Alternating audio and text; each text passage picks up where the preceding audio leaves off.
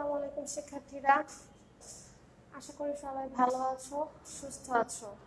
আমিও ভালো আছি। একেএমএস অনলাইন ক্লাসে তোমাদেরকে স্বাগতম। আমি নবম শ্রেণীর ভূগোল ও পরিবেশ ক্লাস নিয়ে আবার তোমাদের সামনে এসেছি। আমি তাহসিনা তাসনিম মায়ামি, সহকারী শিক্ষক আফরোজ খান মডেল স্কুল। আজকে তোমাদের পড়ানোর বিষয় হচ্ছে নদী। আমরা চতুর্থ অধ্যায়ের ভৌগোলিক গঠন প্রণালীর মাঝে আমরা বিচূর্ণী ভবন, ক্ষয়ীভবন যখন পড়েছিলাম, ধীর প্রক্রিয়া একটা ছিল, ভূ প্রক্রিয়ার দুটো ধাপ পড়েছিলাম আমরা। একটা হচ্ছিল ধীর প্রক্রিয়া আর একটা ছিল আকস্মিক। তো দুইটা শেষ করার পরে এই ধীর প্রক্রিয়া যেটা আমরা পড়েছিলাম, সেখানে আমরা হিমবাহ, বায়ু প্রবাহ, সূর্যের তাপ এগুলোর মাধ্যমে আমরা ক্ষয়ীভবন, বিচূর্ণী ভবন পড়েছিলাম।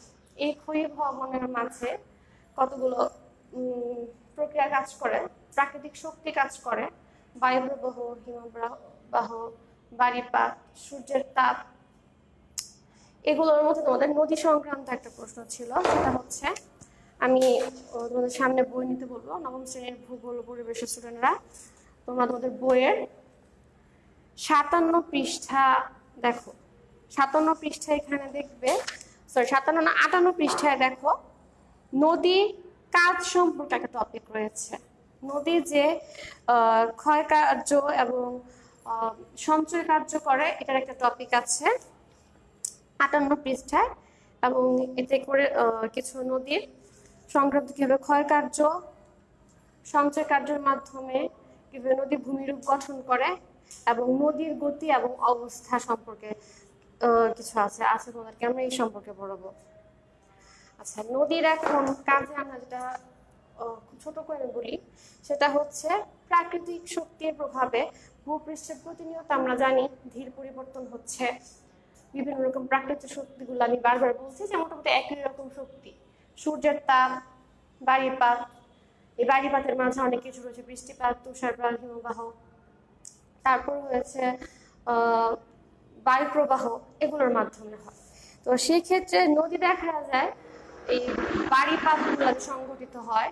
এই বায়ুপাতের মধ্যে বৃষ্টি, তুষারপাত, তুহিন, হিমবাহ, শিশির, এগুলার গলনাঙ্কের ফলে যখন নদী প্রবাহিত হতে থাকে পানিগুলা, তখন দেখা যায় প্রবাহের সাথে যখন উচ্চ গতিতে, আমি এটা একটু পরে তোমাদেরকে আসবো, উচ্চ গতিতে প্রবাহিত হয় তখন ক্ষয়কার্য বেশি হয়।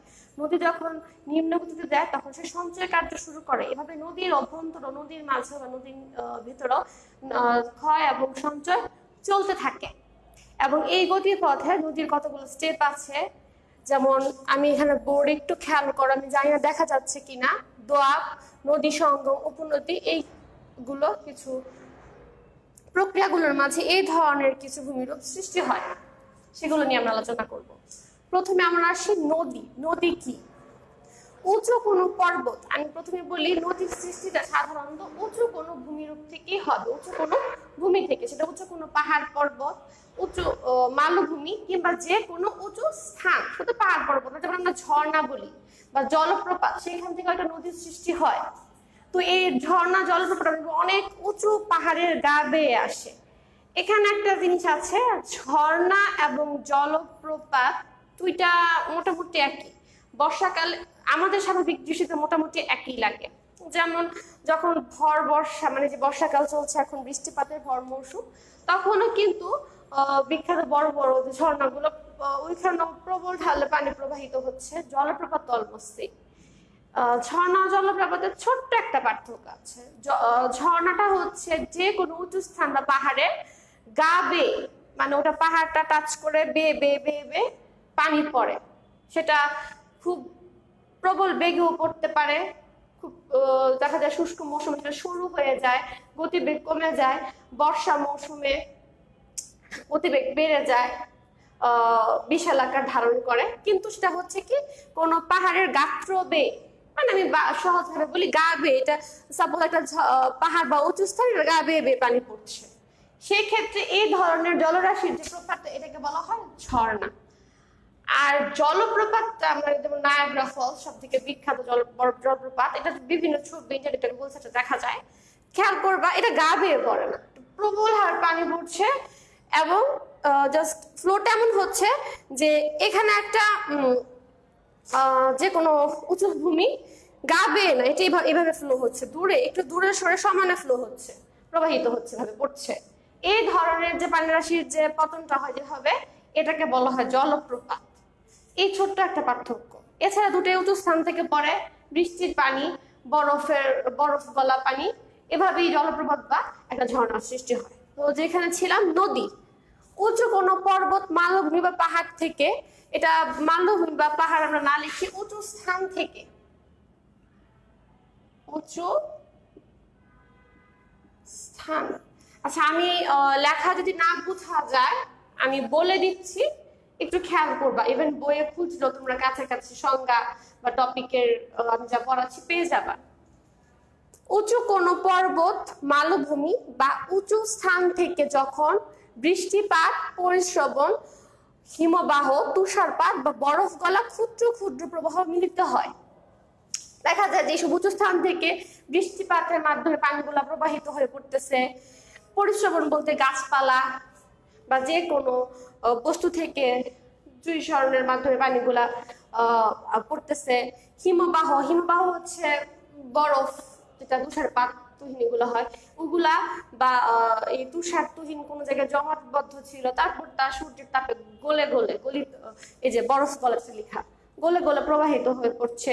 এইভাবে কিছু কিছু ক্ষুদ্র ক্ষুদ্র জলরাশি এখান থেকে ওখান থেকে, হয়তো কোনটা বৃষ্টিপাত, কোনটা হিমবাহ, কোনটা তুষারপাত, এভাবে ক্ষুদ্র ক্ষুদ্র মিলিত প্রবাহগুলা যখন মধ্যাকর্ষণ শক্তির প্রভাবে নির্দিষ্ট খাতে প্রভাবিত হয়, যেমন ঝর্ণা বেয়ে পড়তেছে, বেয়ে তো কোনো একটা জায়গায়, কোনো একটা সমভূমি বা আরেকটা জায়গায় পড়তেছে, সেখান থেকে নির্দিষ্ট খাত বলতে একটা নির্দিষ্ট জায়গা দিয়ে প্রবাহিত হচ্ছে, এদিক সেদিক চলে যাচ্ছে না। এভাবে প্রবাহিত হয়ে সমভূমি বা নিম্নভূমির উপর দিয়ে প্রভাবিত হচ্ছে। কোন ঝড়, এই পানিগুলা ঝর্ণা, পাহাড়, পর্বতের গাত্র বেয়ে বেয়ে যাচ্ছে, তারপর আরো কিছু দ্বারা প্রবাহিত হয়ে শেষ মুহূর্তে কোনো নিম্নভূমি বা সমভূমিতে যে পড়তেছে, এবং সেটা ওই নিম্নভূমি এবং সমভূমির মধ্যে প্রবাহিত হচ্ছে, এই যে উপর দিয়ে প্রবাহিত হয়,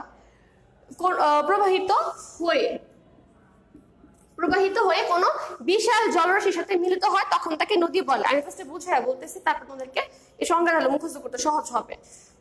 প্রবাহিত, এভাবে প্রবাহিত হওয়ার পরে আমি দেখবো কোন নদী নদী কিন্তু কোনো চারিদিকে ভূমি দ্বারা আবদ্ধ না। যখন কোনো ভূমি দ্বারা আবদ্ধ একটা ক্ষেত্র তৈরি হবে, সেটা যেরকমই হোক, এখানে পানি আছে, তখন সেটা নদী না, এই আবদ্ধ ভূমিটাকে, চারদিকে ভূমি দ্বারা পরিবেষ্টিত জলরাশিকে হ্রদ বলে। এটা তোমাদের আছে বা শিখেছিলাম আমরা, যে চারিদিকে ভূমি দ্বারা পরিবেষ্টিত জলরাশিকে বলা হয় হ্রদ।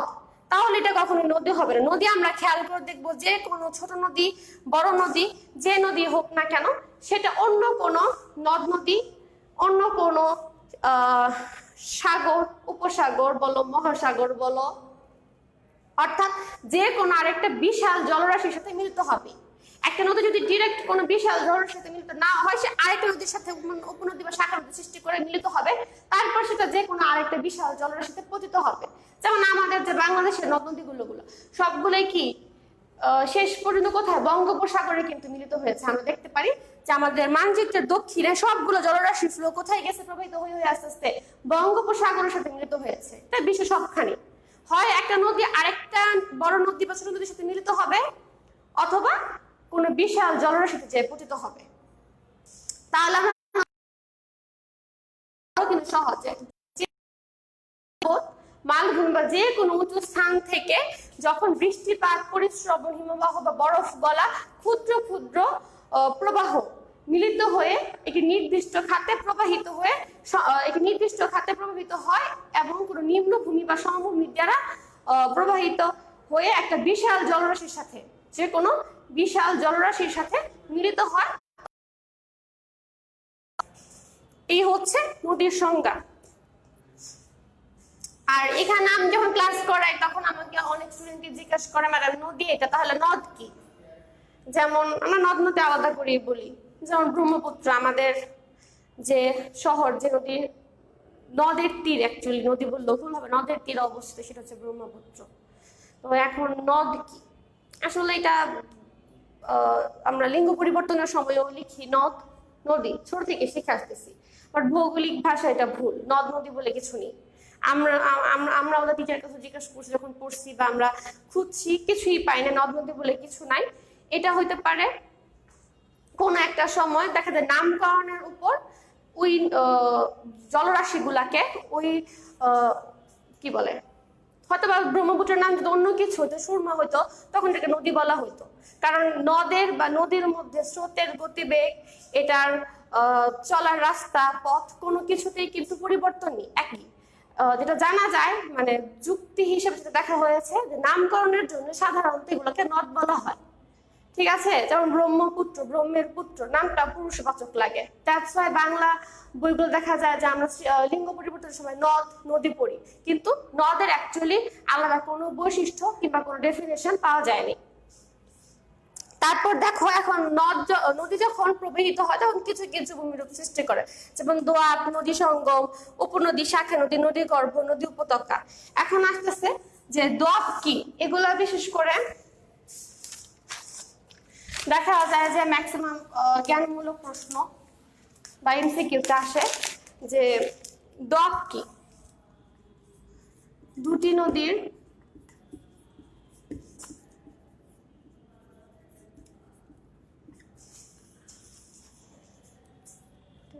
প্রবাহিত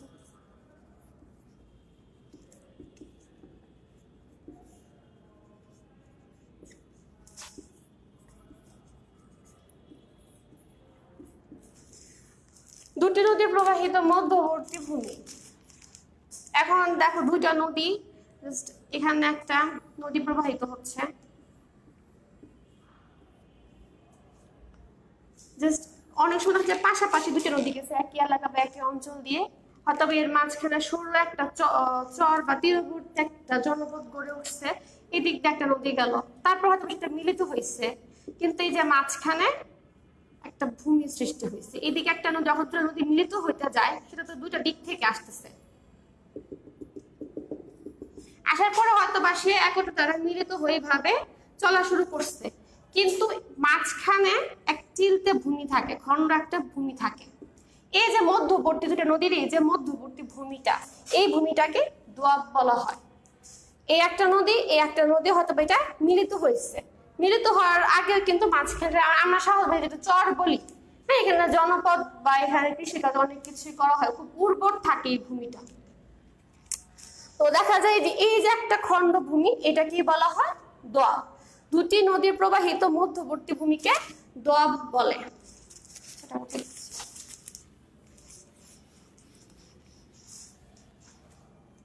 এরপর আসতেছে নদী সঙ্গম। দুই বা ততোধিক নদী ও নদী মিলিত স্থানকে নদী সঙ্গম বলে। আচ্ছা, এখন দেখো দুই বা ততোধিক নদী, উপনদী বা শাখা নদী যেটারই হোক, মিলিত স্থানকে, একটু আগে যে চিত্রটা আমি আঁকছিলাম যেরকম,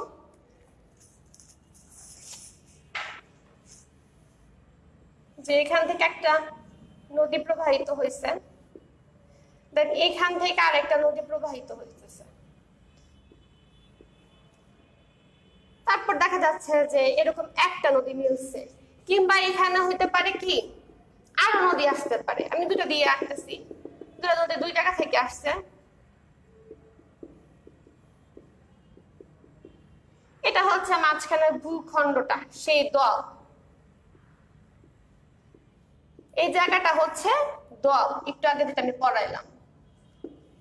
আর এই যে মিলিত হয়েছে জলরাশি, এই যে জায়গাটা নদী মিলিত হয়েছে, কিংবা এখান থেকে এসে আরেকটা নদীও মিলিত হইতে পারে, যেটা যত দিক লিখছি, এখান থেকে যদি আরেকটা নদী আসে মিলিত হয়, এটাও কিন্তু কোনো দোষের কথা না, আসতেই পারে আরেকটা নদী, এখান থেকে একটা জলরাশি আসছে, এই যে একটা জায়গা সৃষ্টি হয়েছে, এখানে কিন্তু কোনো ভূমিরূপ নাই, জাস্ট এই জায়গাটা হচ্ছে একটা মিলিত স্থান। এই নদীটা এখানে এদিক দিয়ে প্রবাহিত হয়েছে, এই নদীটা এদিক দিয়ে প্রবাহিত হয়ে আসতেছে, এই নদীটা এদিক দিয়ে প্রবাহিত হয়ে আসতেছে, এসে এখানে একটা মিলিত স্থান হয়েছে। এই স্থানটাকে বলা হয় নদী সঙ্গম।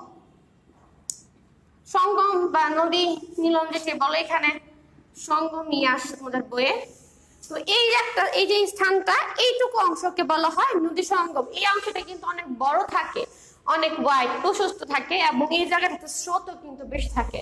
এবং মজার কথা হচ্ছে এই জায়গাটাতে মাছের পরিমাণও বেশি, প্রচুর পরিমাণে এইসব অঞ্চলে যেখানে নদী সঙ্গম ঘটে সেই জায়গাটাকে, বা এটাকে আরেকটা নাম আছে মোহনা বলে, নদীর মোহনা। ঠিক আছে, এইটাকে মোহনাও বলা হয়। দুটো বা ততোধিক নদী যেখানে মিলিত হয়, নদীর মোহনা। তো এই জায়গাটাকে আমরা নদী সঙ্গম বা নদী মোহনা বলে। তোমাদের বই নদী মোহনা নাই, দরকার নাই, নদী সঙ্গমই আছে। দুই বা ততোধিক উপনদী, নদী, উপনদী, শাখা নদীর মিলিত স্থানকে নদী সঙ্গম বলে। তারপর আসতেছে হচ্ছে উপনদী। উপনদী সেটা মুছে দিই।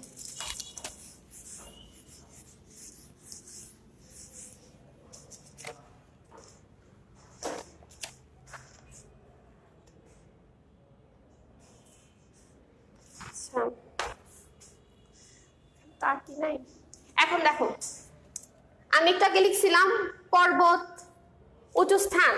সাধারণত দেখা যাচ্ছে হ্রদ বা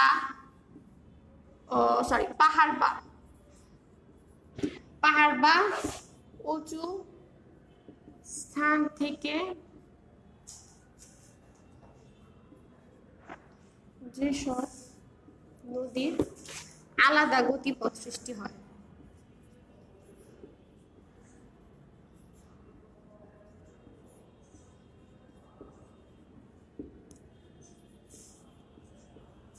উপনদী, শাখা নদী কথাটা কাছাকাছি লাগলো, একটু ডিফারেন্স আছে, আমি বুঝিয়ে বলতেছি। পাহাড় বা উচ্চ স্থান থেকে যেসব নদীর আলাদা গতিপথ সৃষ্টি হয়, মনে করো সরাসরি এইটা একটা পাহাড় থেকে এখানে তোমার পতিত হয়ে ঝর্ণা বা যে কোনো মাধ্যমে এই সমভূমিতে একটা নদী উৎপন্ন হইতেছে।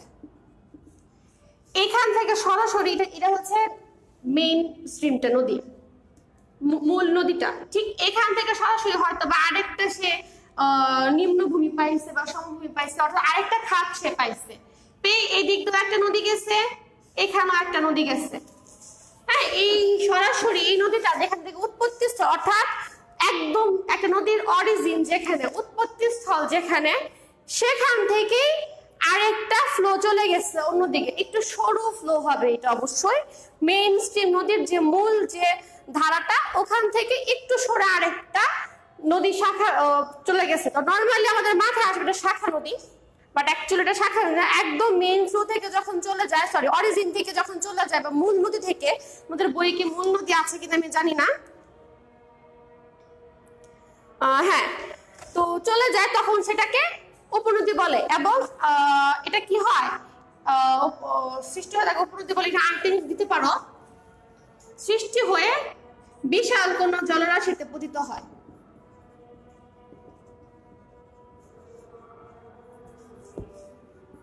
সে সৃষ্টি, সে এখান থেকে, আচ্ছা আমি লিখে নিই, তাকে উপনদী বলে। দেখা যাচ্ছে যে এখান থেকে তাকে উৎপত্তি হয়েছে এবং সে সরাসরি যায় কোনো না কোনো জলরাশির সাথে পতিত হতেছে বা জলরাশির সাথে মিলিত হচ্ছে বিশাল কোনো, তখন হয়তো সেটা উপনদী। আমাদের মনে রাখতে হবে একদম অরিজিন থেকে, মূল নদী থেকে উৎপত্তি হয় এবং সে নিজে নিজে যায় আরেকটা বিশাল জলরাশি বা কোনো সাগর, মহাসাগর বা যে কোনো বিশাল জলরাশির সাথে মিলিত হতেছে, তখন সেটা উপনদী। আর শাখা নদীটা হচ্ছে, নর্মালি মনে হয় যেটা তো শাখায় বের হয়েছে, শাখা নদীতে ছোট্ট একটা পার্থক্য আছে। শাখা নদী হচ্ছে মূল নদী থেকে যখন ফ্লোটা কি অন্যদিকে প্রবাহিত, আরো কয়েকটা শাখার মতন বিস্তার লাভ করে। ধরো এটা ছিল মূল নদী আমাদের, এটা কোনো উৎপত্তি স্থল থেকে না, একটা নদী যাচ্ছে, সেখান থেকে কি হলো, দেখা যায় যে এখানে মাঝখানে একটা চর গজাইছে। হ্যাঁ, সাধারণত ভূমি এটাতে আসবে কিভাবে, চর সৃষ্টি হয়। সো এখানে একটা চর আছে, চরের পরে হলো কি নদীটা, এটা মুছে দিচ্ছি, তোমরা এটা বইয়ে পাবা সংজ্ঞাগুলা। তখন হচ্ছে নদীটা এইদিকে একটা চলে গেছে, কিন্তু একটা চর হয়ে কি হইলো, নদীটা এইভাবে ভাগ হয়ে গেল মূল নদী থেকে। এখন দেখা যাচ্ছে যে এটা হচ্ছে মূল নদী, এই বড়টা হচ্ছে মূল নদী, এখান থেকে আরেকটা নদী চলে গেছে, মূল নদী থেকে আরো কয়েকটা শাখা সৃষ্টি হয়ে আরেকটা নদী চলে গেছে, এটাকে বলা হচ্ছে শাখা নদী। এই যে একটা নদীগুলো আসলো, এখান থেকে আরো হতে পারে এই নদী, এই মূল নদীটা শাখা নদী হচ্ছে এটা। তারপর নদী গর্ভ, নদী গর্ভ হচ্ছে নদী অববাহিকা বা নদী যে ভূমি থাকে, একদম তলদেশীয় ভূমিটা থাকে, সেটাকে নদী গর্ভ বলা হয়। নদীর তলদেশকে, এক কথায় নদীর তলদেশকে বা তলদেশীয় ভূমিকে নদী গর্ভ বলে। এটা হচ্ছে সহজ ভাষায়, নদীর যে তলদেশ থাকে বা তলদেশীয় ভূমিটা থাকে বা অভ্যন্তরের যাই থাকে, কারণ দোয়াব হচ্ছে নদীর মাঝখানের এই ভূমি অংশটুকু, নদী সঙ্গম হচ্ছে দুই পদার্থ যখন মিলিত হয় ওই স্থান থেকে নদী সঙ্গম, নদী মোহনা বলে। উপনদীটাও পড়ালাম যে নদীর যেখান থেকে উৎপত্তি স্থল সেখান থেকে আরেকটা কি নদী যখন চলে যায়, ঠিক আছে, আরেকটা নিম্নভূমিতে যখন নদী প্রভাবিত হয় কোনো উঁচু উঁচু স্থান থেকে, তারপরে সেটা যে একটি বিশাল জলরাশিতে পড়ে, তখন সেটাকে বলা হয় উপনদী। শাখা নদী হচ্ছে মূল নদী থেকে যখন শাখা বের হয়ে যায়, বিভিন্ন শাখার পর শাখা ছড়ায়, এইভাবে একটা চর গজিয়ে তখন শাখার পর শাখা ছড়িয়ে যায়, তখন সেটাকে মূল নদীর শাখা নদী বলে। আর নদী গর্ভ হচ্ছে নদীর তলদেশ বা তলদেশীয় ভূমি যেটা থাকে সেটাকে নদী গর্ভ বলে। তারপর আসতেছে নদী উপত্যকা, দেখেন ওদের আর কি আছে। নদী উপত্যকা আছে, আরেকটা আছে নদী অববাহিকা, মুছে দিচ্ছি। নদী উপত্যকা আর অববাহিকাটা একটু বোঝানোর আছে। নদী উপত্যকা, আরেকটা হচ্ছে নদী অববাহিকা।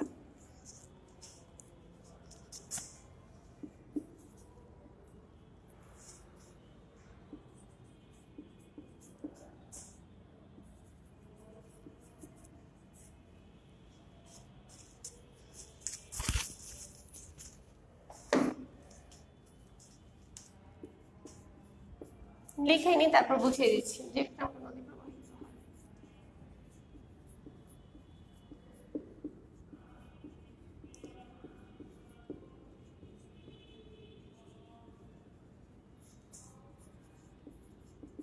এখন দেখো, যে খাতের মাধ্যমে নদী বা মধ্য দিয়ে, যে খাতের মধ্য দিয়ে বা যে খাতের মাধ্যমে নদী প্রবাহিত হয়, যেমন ধর আমি বলেছিলাম যে কোনো উঁচু স্থান, পর্বত, মালভূমি থেকে বৃষ্টিপাত, পরিশ্রম, হিমবাহ, বরফ গলন, এগুলো পানিগুলা কি হয়, ক্ষুদ্র ক্ষুদ্র জলরাশি মিলিত প্রবাহ মাধ্যাকর্ষণ শক্তির মাধ্যমে একটা নির্দিষ্ট খাত দিয়ে প্রবাহিত হয়। এই যে নির্দিষ্ট খাতটা, এটাই হচ্ছে নদী উপত্যকা। যখন যে দিক দিয়ে নদী যাচ্ছে, যেভাবে যাচ্ছে, সে এঁকে বেঁকে যাক এরকম ভাবে, কিংবা সে সোজা প্রবাহিত হোক, কিংবা এই যেভাবে দুটো নদীর মিলিত স্থান হোক, কিংবা এই যে শাখা নদী চলে যাক, এক কথায় এই নদীটা যেভাবে যখন যেভাবে যে দিক দিয়ে প্রবাহিত হচ্ছে সেটাই হচ্ছে নদী খাত, ঠিক আছে।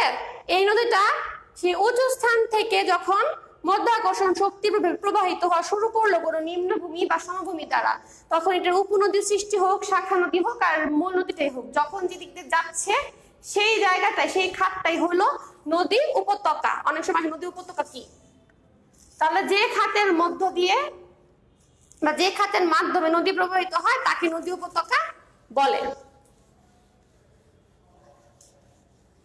এরপর আছে নদী অববাহিকা।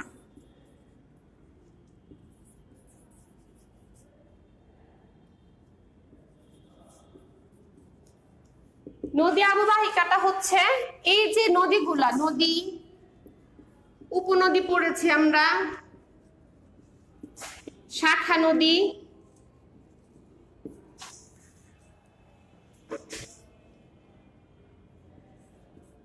গুলো কি বিভিন্ন নদী উপত্যকা, আমরা মাত্র বিভিন্ন খাতে প্রবাহিত হয় না, বিভিন্ন খাতে প্রবাহিত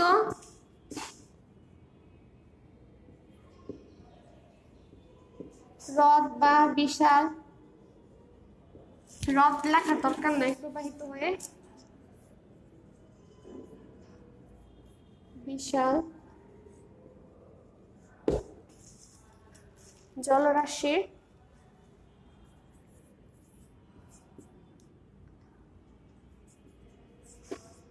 পতিত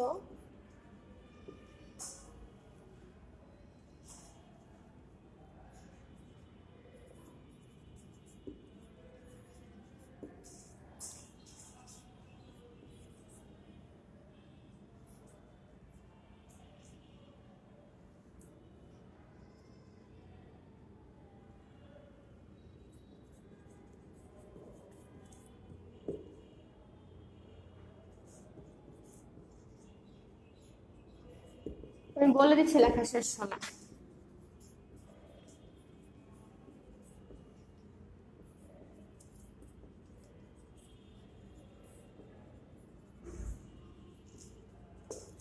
নদী উপনদী শাখা নদীগুলো বিভিন্ন, আমি সহজ করে দিয়েছি, তোমাদের বইটা অন্যরকম ভাবে দেওয়া আছে।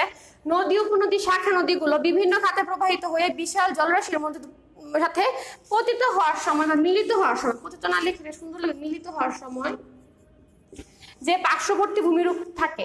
একটা নদী প্রবাহিত হওয়ার পর অবশ্যই দিক দিয়ে নদীর তীরবর্তী অঞ্চল আছে এগুলা, তারপর ধরো এখানে কিছু তীরবর্তী অঞ্চল আছে, অর্থাৎ এখানে কিছু না কিছুতে ভূমিরূপ আছে। এই যে ভূমিরূপ গুলা, এগুলা কি বলা হয়? নদী অববাহিকা। দেখা যায় আমরা যখন ইতিহাস পড়ি তখন আমরা অনেক সময় পড়ি মিশর নীল নদীর তীরে বা নীল নদের তীরে বা নীল নদের অববাহিকায় গড়ে উঠেছিল। বা আমাদের ভারতবর্ষের প্রথম যে সভ্যতা সিন্ধু সভ্যতা, এটাও বলা হয় কি সিন্ধু নদের অববাহিকায়। এই যে অববাহিকাটা বলা, অববাহিকা কি? ওই যে নদীটা যেদিক দিয়ে প্রবাহিত হয়েছে, নদী খাত, মানে আমরা নদী উপত্যকা যেটা শিখছি, নদী খাতটা কি বলা হয়? তো ওই নদী খাতের যে পার্শ্ববর্তী অঞ্চল তীরবর্তী অঞ্চল রয়েছে বা তীরবর্তী ভূমিরূপ রয়েছে, সেটাই হচ্ছে নদী অববাহিকা। সহজ ভাষায় বোঝার জন্য হলে আমাদের বুঝতে হবে যে নদী যে দিক দিয়ে প্রবাহিত হচ্ছে, ওটার যে পার্শ্ববর্তী তীরটা রয়েছে বা তীরবর্তী অঞ্চল রয়েছে, সেটাই হচ্ছে নদী অববাহিকা। এর জন্য দেখা যায় যে বলা হয় সিন্ধু নদের অববাহিকায় সিন্ধু সভ্যতা গড়ে উঠেছিল, নীল নদের অববাহিকায় মিশরীয় সভ্যতা গড়ে উঠেছিল। হ্যাঁ, আমরা যেভাবে পড়ি এই হচ্ছে নদী অববাহিকা। তুমি যদি এখানে খুব ছোট ভাবে বলি যে ব্রহ্মপুত্র, এটার অববাহিকা তাহলে কোনটা হবে? আমাদের মাইনাসিং দিয়ে মনে করো যে ব্রহ্মপুত্রটা ফ্লো হয়েছে, প্রবাহিত হচ্ছে, সেটা অববাহিক কি হবে? এই যে আমাদের পার্কে আমরা ঘুরি ফিরি না, বা আমাদের যে পুরো শহরটা আছে নদীর বা আমরা চর বলি যে, হ্যাঁ, আমাদের যে এখন 32-33 বা ওই 34 ওয়ার্ড গুলো রয়েছে, এগুলো হচ্ছে সব নদীর অববাহিকা। যেহেতু এটা বড় নদী না, এভাবে বলা হয় না, বাট ভৌগোলিক দৃষ্টিতে চিন্তা করলে এগুলাই হচ্ছে অববাহিকা। নদীর তীরে যে তীরবর্তী যে কয়েক মাইল থেকে শুরু করে কয়েক শত মাইল পর্যন্ত যে তীরবর্তী অঞ্চলগুলো রয়েছে, সেগুলো হচ্ছে নদীর অববাহিকা। তো আমাদের আজকে পাঠ আলোচ্য বিষয় আমরা শিখলাম নদী কি, এরপর আমরা শিখলাম দোয়াব, নদীর মধ্যবর্তী দুটো নদী বা দুটো নদীর মধ্যবর্তী যে ভূমিরূপ থাকে সেটাকে দোয়াব বলে। নদীর সঙ্গম শিখলাম, আবার আমি রিপিট করতেছি, নদী সঙ্গম শিখলাম, দুই বা ততোধিক নদী মিলিত স্থানকে নদী সঙ্গম বলে, বা এটাকে নদীর মোহনাও বলা হয়। তারপর ছিল নদী গর্ভ, নদীর যে মধ্যকার ভূমিরূপ বা কি বলে নদীর যে গর্ভ, সেটাকে বলা হয় নদী গর্ভ। তারপর নদী উপত্যকা, যে খাতের উপর নদী প্রবাহিত হয়, যখন কোন নদী শাখা নদী মূল নদী যে খাতের উপর প্রবাহিত হবে সেটা হচ্ছে নদী উপত্যকা। নদী অববাহিকা, নদী উপনদী শাখা নদীগুলো যখন প্রবাহিত হওয়ার সময় যে পার্শ্ববর্তী ভূমিগুলো থাকে এক কথায়, সেটাই হচ্ছে নদী অববাহিকা। একদম মিলিত হওয়া পর্যন্ত, কোনো বিশাল জলরাশিতে মিলিত হওয়া পর্যন্ত সে যেই সব খাত দিয়ে প্রবাহিত হচ্ছে তার পার্শ্ববর্তী ভূমিগুলোই হচ্ছে নদী অববাহিকা। তাহলে আমরা এখন নদীর যে ভূপ্রকৃতি, বিভিন্ন ভূপ্রকৃতি সৃষ্টি করে, সেগুলো সম্পর্কে আমরা জানলাম।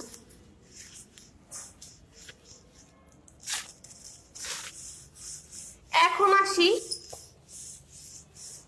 নদী সৃষ্টির প্রক্রিয়াগুলো, ধাপগুলোতে নদী সাধারণত 3টা ধাপে সৃষ্টি হয় প্রধানত।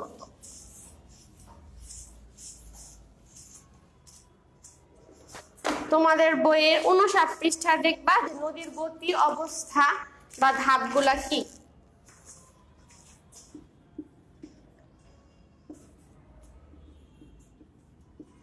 নদীর গঠন প্রক্রিয়া ধাপসমূহ।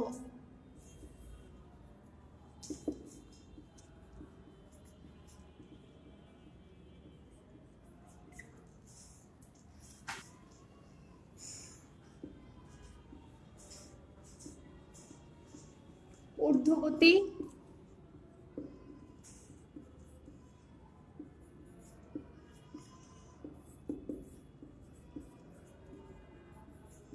ঊর্ধ্বগতি, মধ্যগতি, নিম্নগতি মনে রাখা একদম সহজ। তো ঊর্ধ্বগতিটা হচ্ছে আমরা যখন পড়াইছিলাম একটু আগে নদীর সংজ্ঞা, তখন কি বলছে যে কোনো উঁচু স্থান থেকে এই নদীর সৃষ্টি হয়। জলরাশিগুলা বিভিন্ন ক্ষুদ্র ক্ষুদ্র জলরাশি বা জলরাশি প্রবাহ মিলিত হয়ে সেটা যে কোনো প্রকার বাড়িপাত হতে পারে, হিমবাহ বা বরফ গলার পানি। তো ঊর্ধ্বগতি হচ্ছে একদম নদী যেখান থেকে সৃষ্টি হয়, নদীর অরিজিনটা যেখান থেকে আছে, উঁচু স্থান থেকে যখন পতিত হয় বা খাত বেয়ে আসে, সেই স্টেপটাই হচ্ছে ঊর্ধ্বগতি। এই সময় নদী সাধারণত খুব সরু থাকে এবং নদীর গতিবেগ বেশি থাকে, নদীর পানির যে প্রবাহের যে গতিবেগ সেটা বেশি থাকে। কারণ আমরা দেখবা যে তুমি এক্সাম্পল কি দিব, যে কোনো একটা তুমি এখানে একটা যে কোনো আমরা যখন গ্রামে যাই তখন দেখি স্যালো মেশিন বা যে কোনো মেশিন বসানো ধান চাষের জন্য। তো তুমি যদি প্রথমে যদি কোনো উঁচু স্থানে ওইটা ছেড়ে রাখো, পানি পড়তেছে এবং স্থানটা সরু সরু স্থান দিয়ে এবং অনেক উঁচু থেকে এত পরিমাণে জলরাশি যখন নেমে আসতেছে, তখন কি হবে দেখা যাবে যে ওই উঁচু থেকে তার অনেকটুকু কিন্তু ছড়িয়ে যায় না, একটা ছোট্ট যতটুকু সরু একটা খাত পায় সে ওটা বেয়ে নেমে আসে। এবং যেহেতু ওইটুকু সরু একটা খাতে বিশাল জলরাশি উপর থেকে নেমে আসতেছে, তখন কি হয় প্রবাহের গতিবেগটাও প্রবল থাকে, অর্থাৎ বেশি থাকে। আর সেই সময় যখন খুব স্পিডে বা অর্থাৎ খুব গতিবেগ এটা নেমে আসতেছে পানিটা, তো ওইখানে যে ভূমিরূপ থাকে ওই ভূমিরূপে নুড়ি কাকর বা পার্শ্ব ওই ভূমির যাই থাকে সেখানে ক্ষয় কার্যটা বেশি হয়। যেহেতু সে প্রবল গতিবেগ একটা জিনিস আসতেছে, যা আছে সে তার সাথে নিয়ে আসতেছে, প্রবাহিত করে নিয়ে আসতেছে তার প্রবাহের সাথে। তাই ঊর্ধ্বগতিতে যেটা হয়, ঊর্ধ্বগতিতে কি কি হয়, ঊর্ধ্বগতির নদীটা তখন কি থাকে সরু থাকে, ঊর্ধ্বগতিতে নদী প্রবাহের গতিবেগ পানির গতিবেগ কি বেশি থাকে এবং ক্ষয় কার্য বেশি হয়। তারপর সে ওইখান থেকে নেমে আসতে আসতে হয়তো বা কিছুটা ওয়াইড স্পেস পায়, খাত কিছু প্রশস্ত খাত পায়, সেটা হচ্ছে মধ্যগতি। এই মধ্যগতিতে কি হয়, ঊর্ধ্বগতির তুলনায় দেখা যায় যে নদী খাতটা বৃদ্ধি পায়, অর্থাৎ আরেকটু সে প্রশস্ত জায়গা পায় এবং তার যে গতিবেগটা সেটা কিছুটা কমে আসে এবং সেইখানে কিছু কিছু জায়গায় সঞ্চয়ও করে, আবার কিছু কিছু জায়গায় ক্ষয়কার্য চালায়। আমি আগে ক্লাসে বলেছিলাম যে কোনো জায়গায় ক্ষয়কার্য হোক না কেন সেটা অবশ্যই কোথাও না কোথাও গিয়ে সঞ্চিত হবে, কারণ তার ভ্যানিশ হয়ে যাবে না। সো এইখানে দেখা যায় ঊর্ধ্বগতিতে নদী ক্ষয়কার্য বেশি করে, মধ্যগতিতে এসে কিছু কিছু ক্ষেত্রে সে কোনো কোনো জায়গায় সঞ্চয় করতেছে, আবার হাত বেয়ে এসে ক্ষয় করে নিয়ে আসতেছে।